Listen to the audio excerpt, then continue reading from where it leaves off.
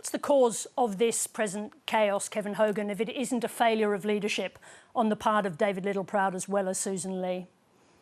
Well, look, Sarah, I think it's been a failure of communication. I think there was processes that happened that week that were quite extenuating. There were timelines that week that put a lot of pressure on party rooms about very serious, the hate speech laws, obviously tie in with freedom of speech. There were some very serious issues there. We were under a timeline that we just didn't get to a point that we were comfortable with the bill. We took a principled position on that. And Sarah, I note that, I'm not complaining about this, but a principled decision that's cost all of us a shadow cabinet position at the moment and cost us money, but we're prepared to do that because that was a principle we had at the time.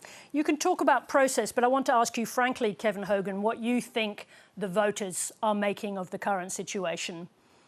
Look, I agree that the voters would think, what is going on? I think initially they understood that we had a disagreement on the bill, and I think a lot of people supported us in the sense that they agreed with our position on the bill. But disagreeing on a bill shouldn't be unusual in this place. But I think what's happened, they would view it as miscommunication and a dysfunctional relationship, which I think right now we see that was that week, but we want to fix it.